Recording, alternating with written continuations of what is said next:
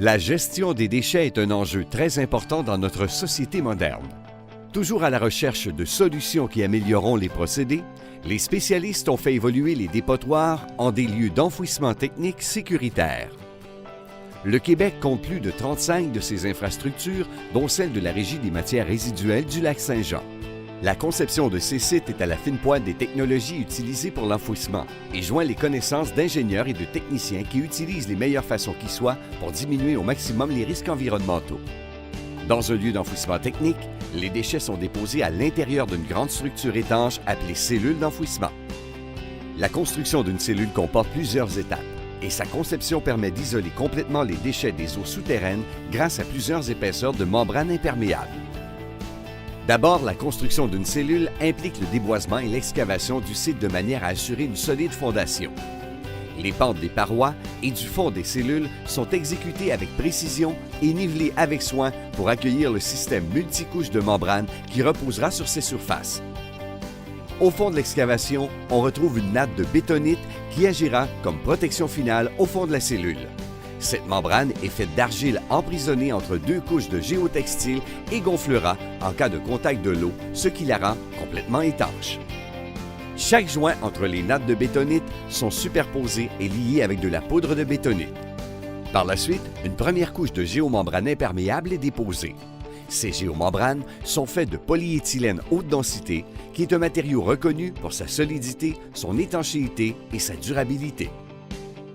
Les géomembranes sont doublement soudées les unes aux autres de manière à créer une immense toile imperméable. Afin d'assurer l'atteinte des normes les plus strictes, un programme d'assurance de la qualité est mis en place tout au long de l'installation.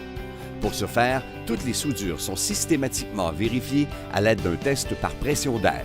De plus, des échantillons aléatoires sont recueillis et envoyés en laboratoire afin d'être certifiés.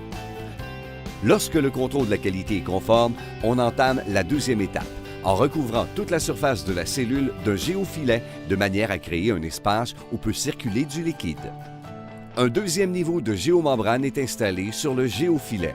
Cette protection dite principale est la couche la plus importante car ce sera celle qui interceptera l'eau des déchets que l'on nomme le lixivia. Ainsi, chaque niveau de membrane est indépendant un de l'autre afin de permettre d'identifier une fuite éventuelle. Par la suite, un géotextile de protection est installé. Celui-ci sert notamment à protéger la membrane principale lors de la pose du sable qui agira à titre de couche drainante et de protection supplémentaire avant que puisse débuter la mise en place des déchets.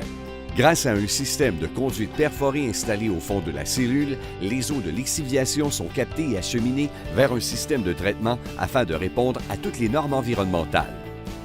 C'est seulement après toutes ces étapes que l'enfouissement des déchets peut commencer de façon hygiénique et sécuritaire.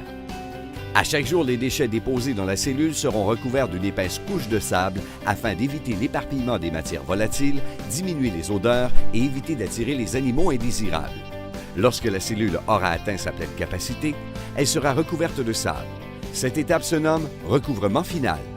À la suite de quoi, une dernière membrane et un couvert végétal sont ajoutés afin de sceller les déchets et l'enfouissement devra se poursuivre dans une nouvelle cellule.